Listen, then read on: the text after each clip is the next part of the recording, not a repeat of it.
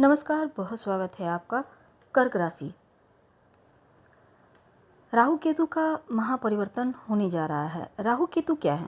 देखिए, राहु केतु छाया ग्रह हैं जिसका कोई अस्तित्व नहीं है, लेकिन इनका जीवन पर प्रभाव बहुत ज़्यादा होता है। और राहु केतु का राशि परिवर्तन 18 साल के बाद 18 मई को 18 महीने के लिए होने जा रहा है। तो राहु केतु का ये राशि परिवर्तन कर्क राशि के लिए कैसा रहेगा और आने वाला 1.5 साल कितना हद तक आपको प्रभावित करेगा, तो आज हम जानेंगे विस्तार से। वीडियो के अंत तक बने रहिए। और ये प्रेडिक्शन चंद्र राशि पर आधारित है। देखिए, 2025 में 29 मार्च को आपकी जो शनिदेव की ढैया चल रही थी वो समाप्त हो चुकी है।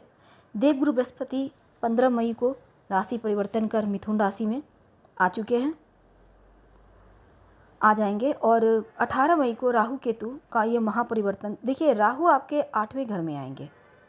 अब आपके भाग्य स्थान से निकलकर जब 8वें घर में आएंगे, केतु आपके द्वितीय घर में प्रवेश करेंगे, तब ये इसका फल थोड़ा अनूठा होगा।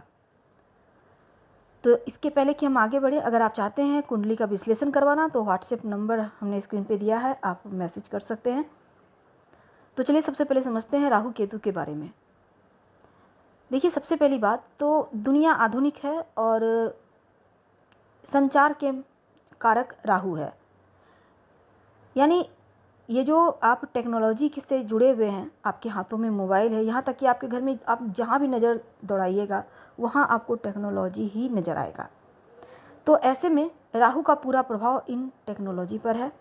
एआई का ज़माना है और राहु का आधिपत्य एआई पर।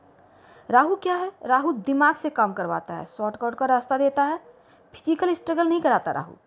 राहु दिमाग को ऐसा एक्टिव कर देगा, छल देगा, प्रपंच देगा, राजनीतिक कूटनीतिक ज्ञान देगा कि अब कहीं ना कहीं से धन आपके पास आता रहेगा। स्ट्रगल नहीं करवाएगा, शरीर से नहीं आप मेहनत करेंगे, लेकिन दिमाग से काम करवाएगा और चुटकियों में आपका काम भी बनाएगा राहु। अब देखिए, वाकई इस दुनिया में चूँकि आधुनिक दुनिया है तो राहु केतु का प्रभाव और ज़्यादा हो गया है। षड्यंत्र, कूटनीतिक ज्ञान, रणनीति बनाना, राजनीतिक क्षेत्र से जुड़े होना, ये राहु केतु के अंदर ही आता है। और इनका परिवर्तन कर्क राशि के लिए बहुत ज़्यादा प्रभावपूर्ण रहने वाला है। तो 8वें घर में 18 महीने के लिए राहु। 8वां घर क्या है? अनिश्चितताओं का घर है। षड्यंत्र का अष्टम हाउस को भी भाव माना जाता है। अब रिसर्च का भी माना जाता है, ससुराल पक्ष भी देखा जाता है। 8वें घर से लाइफ पार्टनर का कुटुंब परिवार भी देखा जाता है। दुर्घटनाओं के बारे में भी जाना जाता है। अब राहु आपके 8वें घर में आएंगे, केतु दूसरे घर में आएंगे। तो राहु 8वें घर में आना, सबसे पहले देखिए आपकी जो लाइफ है ना, ये बहुत बेहतर हो जाएगी। क्योंकि अगर आप रिसर्च के क्षेत्र से जुड़े हैं तो बढ़िया रहेगा, आपको खूब फल मिलेगा। हार्ड वर्क नहीं बल्कि आप स्मार्ट वर्क करेंगे, हर काम को स्मार्ट तरीके से करेंगे और आपको किसी भी तरीके से जवाब देना होगा। कोई भी आपको किसी तरीके से बात करेगा तो आपकी काम की तारीफ़ें ही करेगा, क्योंकि आपके अंदर बहुत सारे दैवीय गुण आएंगे। राहु के अंदर जितने पावर हैं वो आप में देने वाले हैं। अब ये चीज़ तो आपने जाना, लेकिन हाँ, काम को डिले मत कीजिए। जो भी काम करना है फटाफट से पूरा करने का प्रयास कीजिए। अगर आप रिसर्च के क्षेत्र से जुड़े हैं तो आपके लिए बहुत उत्तम है। राहु 8वें घर में बैठते हैं तो ज्ञान बढ़ाते हैं। राहु का अष्टम में आना आपके अंदर स्पिरिचुअल गुण देते हैं। राहु यहाँ पर किसी न किसी के लिए जैसे कि आप कर्क वालों, आप देखिएगा धर्म की तरफ या स्पिरिचुअल तंत्र मंत्र की तरफ आपका झुकाव बढ़ेगा।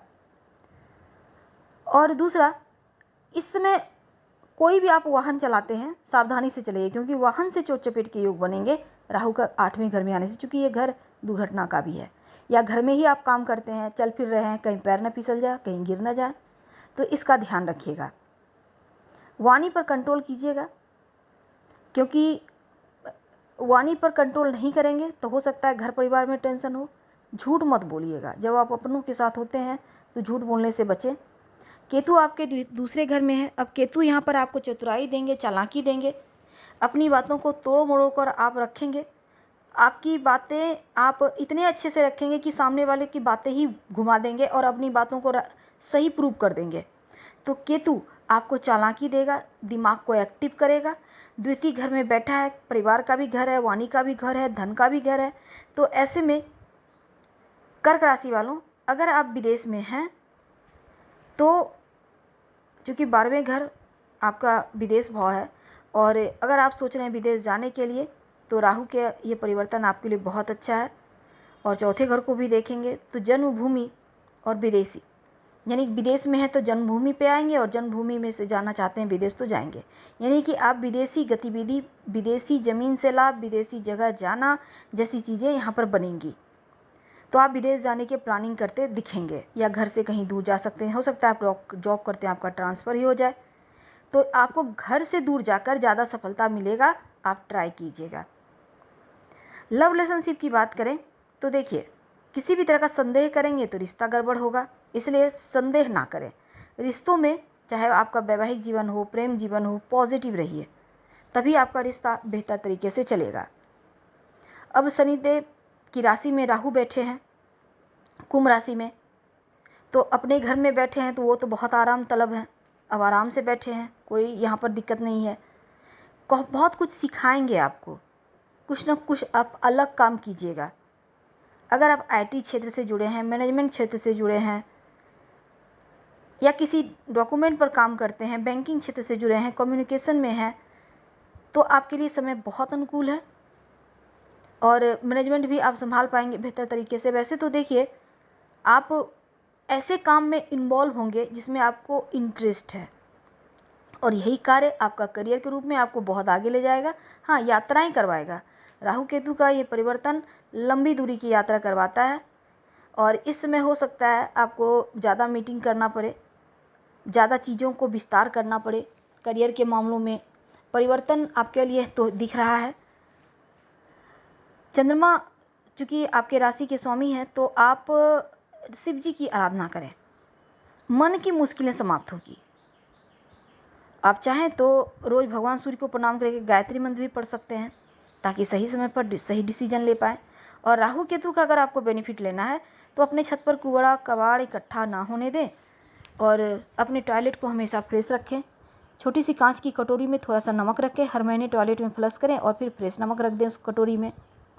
घर को सुगंधित रखें, कहीं भी बदबू नहीं आना चाहिए। जहाँ भी दुर्गंध होता है ना, वहाँ राहु एक्टिव हो जाता है, और जब राहु एक्टिव होगा तो भ्रम देगा, भय देगा, नकारात्मक चीज़ों को आपकी तरफ आकर्षित करेगा। अगर आप चाहते हैं सकारात्मक चीज़ों को अपनाना, पॉजिटिव सोच रखना, सही तरीके से आगे बढ़ना, तो इन चीज़ों को फॉलो करो। घर में अगर कोई कबाड़ है, पुरानी टूटी फूटी घड़ी वगैरह है, तो उसको खास कर हटा दें या ठीक करवा लें। ये चीज़ें ज़्यादा नकारात्मक होती हैं। हम आपसे विदा लेते हैं। जानकारी अच्छी लगे तो लाइक कर, सब्सक्राइब करें, शेयर करें, कमेंट करें। धन्यवाद।